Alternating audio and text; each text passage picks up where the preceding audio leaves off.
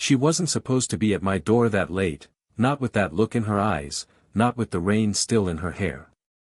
I only asked what she was thinking, but the way she whispered back, changed everything. I was about to turn off the light when the knock came. Not loud. Not frantic. Just, deliberate, like someone deciding halfway through whether they should have knocked at all. For a moment, I stood still, listening. The room was quiet except for the low hum of the fridge and the faint hiss of rain outside my window.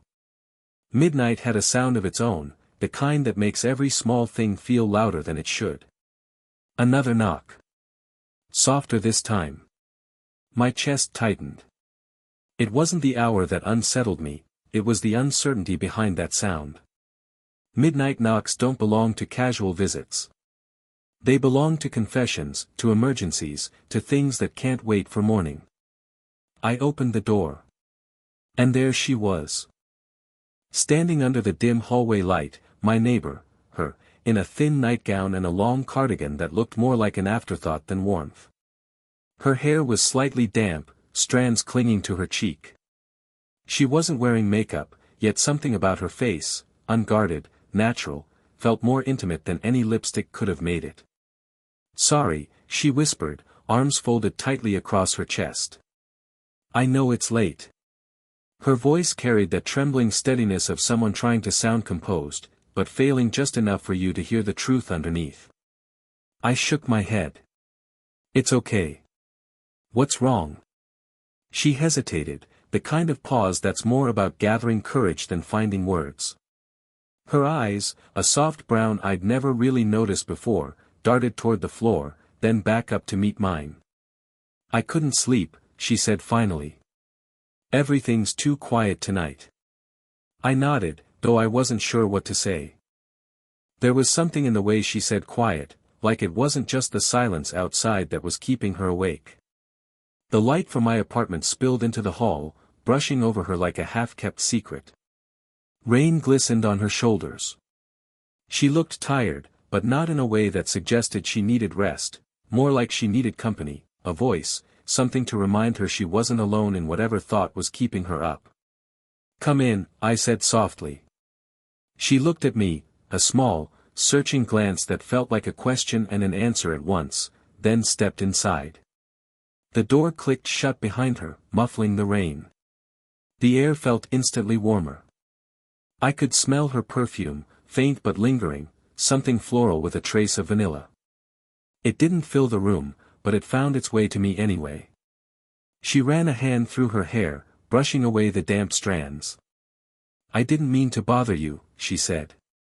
"You didn't," I replied. "It's nice, having someone knock once in a while." She smiled faintly, that soft, grateful kind of smile that never quite reaches the lips but somehow reaches your chest instead. For a long moment, we just stood there, the clock ticking somewhere in the background, the rain easing into silence. And I realized then, this wasn't just a visit. It was something unspoken finding its way to my doorstep. Something fragile, half-formed, and maybe, just maybe, something that would change everything after tonight.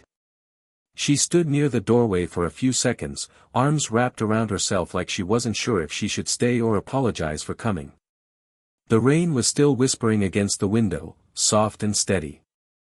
"Sit," I said, nodding toward the small kitchen table. "I'll make some coffee." She hesitated again but finally crossed the room, her bare feet almost soundless against the wooden floor.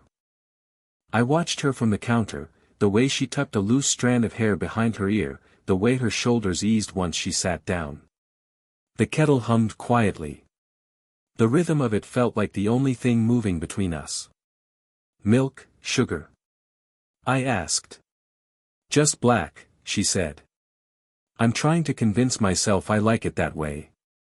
I smiled. "And? Working so far?" She shook her head lightly.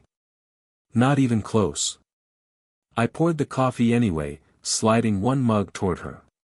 She wrapped both hands around it, letting the warmth seep into her fingers. She didn't drink, just stared into the steam for a moment, her expression softer now, thoughtful.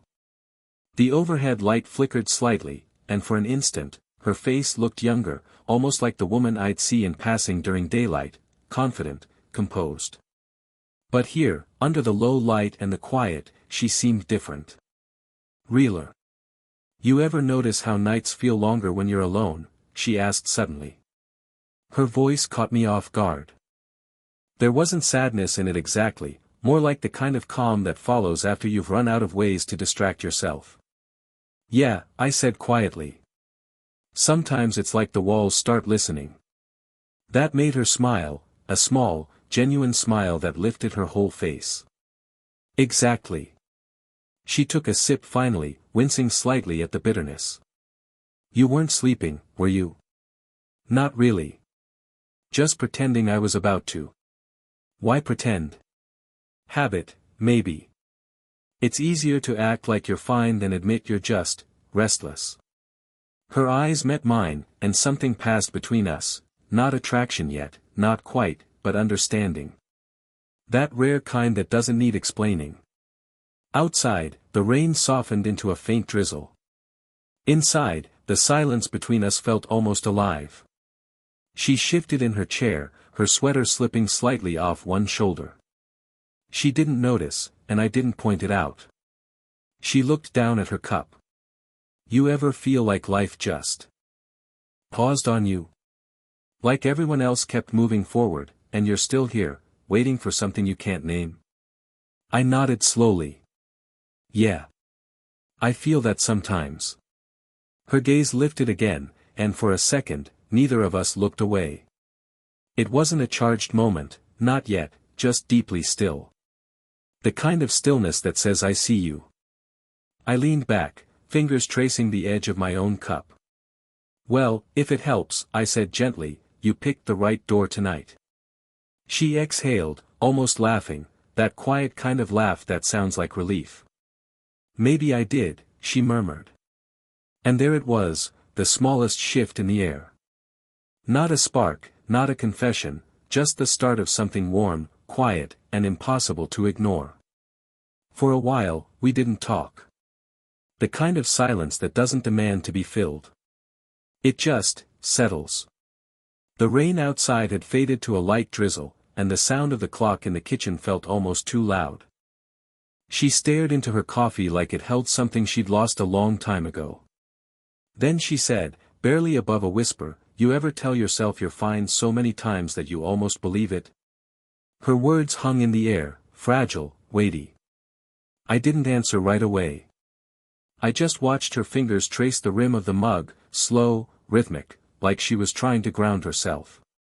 She smiled faintly. "I used to talk a lot. Laugh too much. My friend said I could make any bad day sound like a story worth telling. Then life slowed down. People stopped calling. I stopped trying." She paused, exhaling softly through her nose. "It's funny," she added, voice barely trembling, "you can live surrounded by people and still feel like the only sound in the room is your own breathing." I didn't say, "I understand." Sometimes that phrase feels too small for what people mean. Instead, I reached for the coffee pot and refilled her cup. She smiled, grateful, not for the coffee, but for the gesture. "Was it someone?" I asked gently. Her gaze flicked to me, and for a moment, I thought she might shut down, retreat behind polite smiles again. But instead, she nodded once. "It was, once. Years ago." She didn't elaborate, and I didn't push. She looked toward the window, her reflection faintly visible in the glass. "You know, it's strange. You can move on, build a life, go to work, make dinner, water the plants, and still, sometimes, all it takes is a quiet night for that old ache to find you again." Her tone wasn't bitter. It was honest. Worn. The kind of honesty that doesn't need pity, only presence. I leaned forward, resting my elbows on the table. "That's not weakness," I said softly. "That's remembering you still have a heart." She looked at me then, really looked. Her eyes were glossy, not from tears, but from the weight of being seen. "I don't usually talk like this," she admitted. I know, I said. That's why it matters. Her lips curved into the faintest smile, one that almost faded before it appeared. You always talk like that, she asked. Only when someone listens like you do. A small laugh escaped her, quiet, warm, like the first hint of sunlight after rain. She tucked her hair behind her ear again, and I noticed her shoulders finally drop, the tension melting just a little. For a moment, neither of us felt like neighbors. Not like two people sharing a late cup of coffee, but two souls sitting somewhere between past and possibility. She looked at me, almost surprised at her own calmness. Thank you, she whispered. For what? For not interrupting. Her words lingered, and I realized something. This wasn't just her story. It was ours now, the first thread of something fragile, being woven quietly between midnight and morning. The clock ticked quietly somewhere behind us. Neither of us had moved in a while. The air between us had changed, not heavier, not awkward, just quieter. The kind of quiet that draws you closer without asking. Her hands were resting near her coffee cup, fingers slightly curled, the nails short and natural. I remember thinking how steady they looked, until I realized they weren't. They were trembling just enough to betray what her face tried to hide. You're thinking too much, I said softly. She looked up, startled at first, then smiled, eyes narrowing just a little. You always say that when you don't know what I'm thinking. Then tell me, I said. What are you thinking? She exhaled, long and slow. Her gaze dropped to the table, then back to me. That maybe I stayed too long. That maybe I shouldn't have knocked. And that, maybe I don't regret it. The rain had stopped. The world outside felt like it was holding its breath with us. I leaned forward slightly, elbows resting on the table, and the small shift drew her eyes to me. Her pupils widened just a touch, that instinctive flicker of awareness that happens before your mind catches up to your heart. She glanced at the clock, then back at me. You ever notice how time feels different when you're not supposed to be somewhere? I smiled. Feels slower. Like it's letting you decide. Her lips parted, just slightly, not to speak, but as if she was about to. The steam from the coffee had faded, but somehow the air between us felt warmer. Without thinking, I reached across the table. My hand brushed hers, lightly, like testing the surface of something delicate. She froze. Not in fear, but in stillness. Her thumb twitched, barely grazing my knuckle, and I felt it, that quiet, electric kind of warmth that runs deeper than touch. Your hand's warm, she said softly. Yours isn't, I replied with a faint smile. For a second, her fingers didn't move. Then they turned, slowly, until her palm faced up against mine. Not holding. Not clinging. Just existing there. I could feel her pulse, faint, quick, beneath the thin skin of her wrist. Neither of us looked away. Her eyes had that same soft exhaustion from before, but now there was something else behind it, a question, maybe. Or a warning. I couldn't tell. The silence stretched, long and gentle. She withdrew her hand after a few seconds, not quickly, not abruptly, like she didn't want to, but knew she should. Do you ever think we talk too easily? She asked suddenly, voice steady again. Maybe that's what happens when people stop pretending, I said. Her gaze lingered on me, longer than before. And in that moment, nothing else mattered. Not the rain, not the hour, not what tomorrow might make of it. Just that glance. That impossibly long, quiet, unchangeable glance that said what neither of us had the courage to. She looked away first, smiling faintly to herself. Maybe that's the problem, she murmured. It's too easy to feel safe with you. And for the first time that night, I realized, safety can be the most dangerous feeling in the world. The rain had stopped completely now. Outside, the street lamps flickered against the wet pavement, casting soft reflections on the window. Inside, the silence had its own rhythm, the kind that feels both comforting and dangerous at once. She stood up slowly, brushing invisible creases from her sweater. "It's late," she murmured, her voice carrying that quiet hesitation between leaving and wanting to stay. I rose too, out of instinct more than politeness. For a moment, neither of us moved toward the door.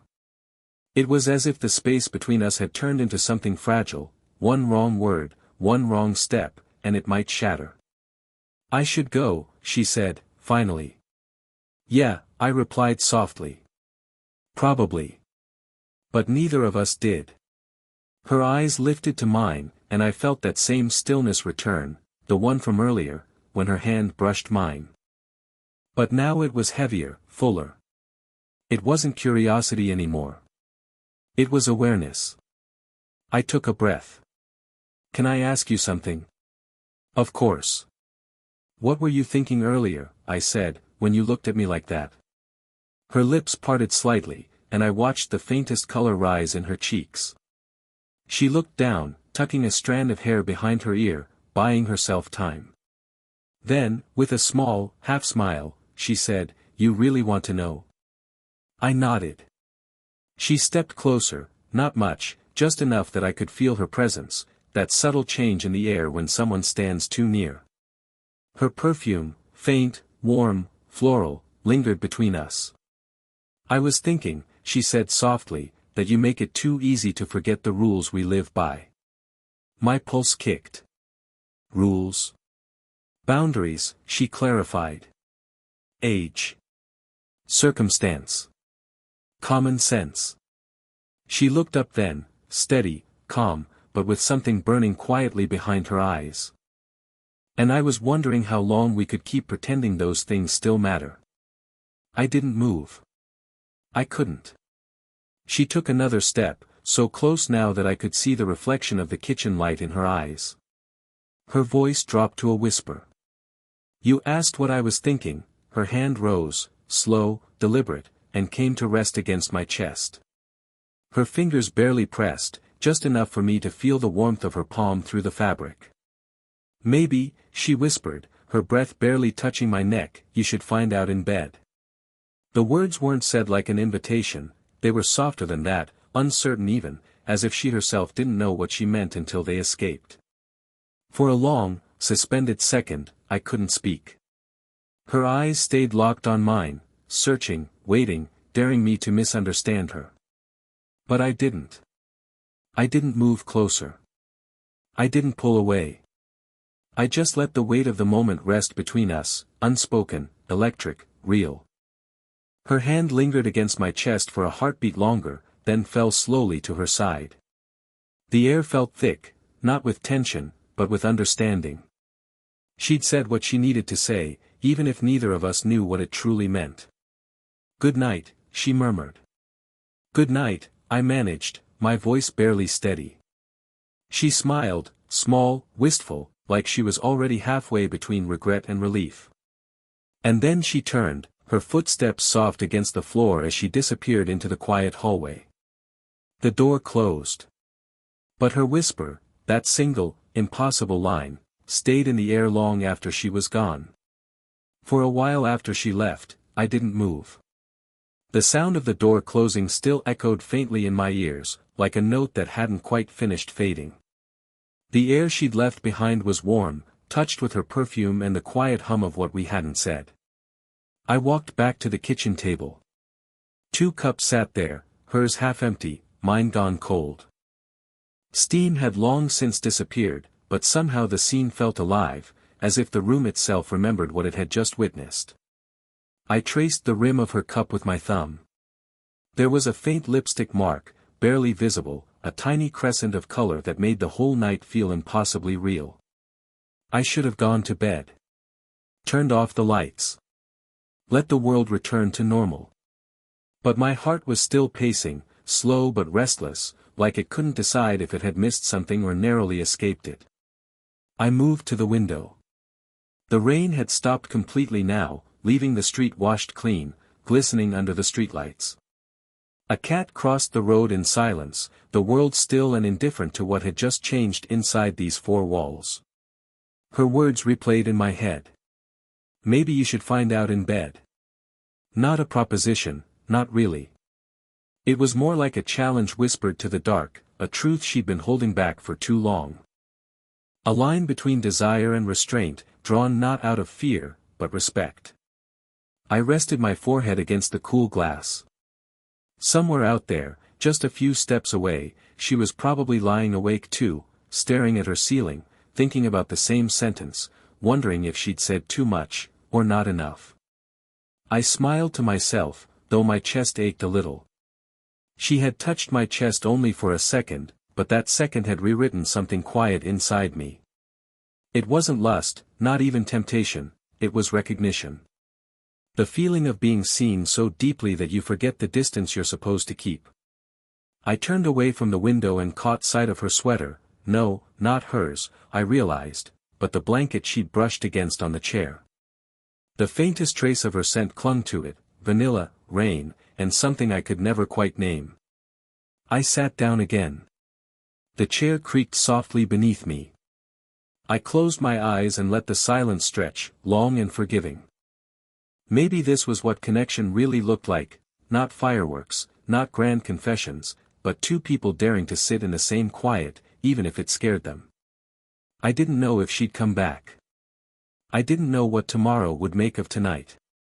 But I knew this, when she looked at me, when her hand rested against my heart, something unspoken passed between us, something we couldn't take back, and maybe didn't want to. I finally switched off the light. The apartment slipped into darkness.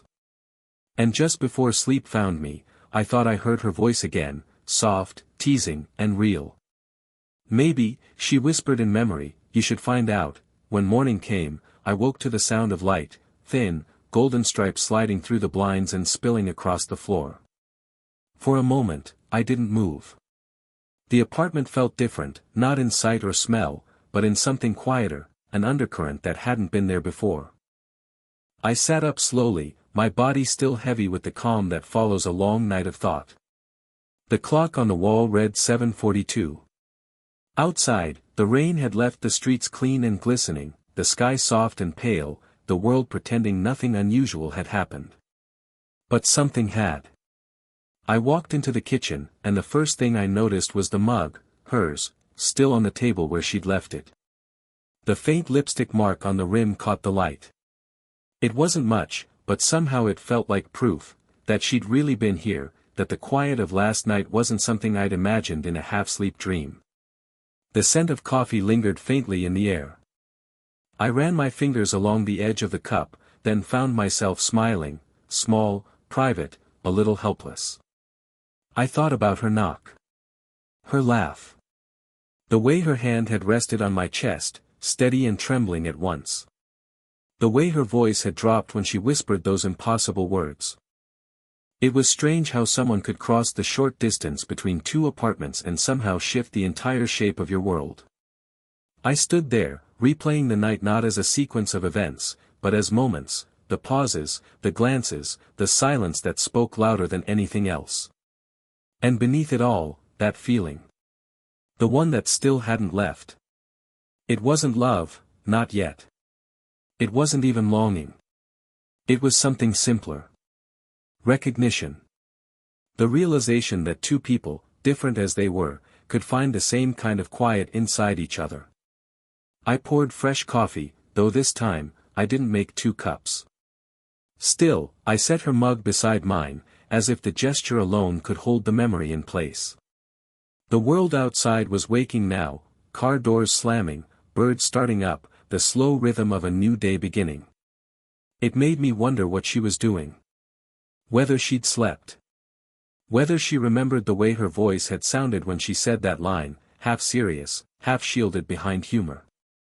Maybe she regretted it. Maybe she didn't. But I knew one thing, she hadn't said it out of impulse. She'd said it because it was easier than saying, I feel safe with you. And somehow, that meant more than anything else could have. I sat down at the table again, the mug warm between my hands. The apartment was quiet, but it didn't feel empty anymore. Outside, the clouds had started to thin, letting light through in patches. I took a slow breath, and for the first time in a long while, it felt easy.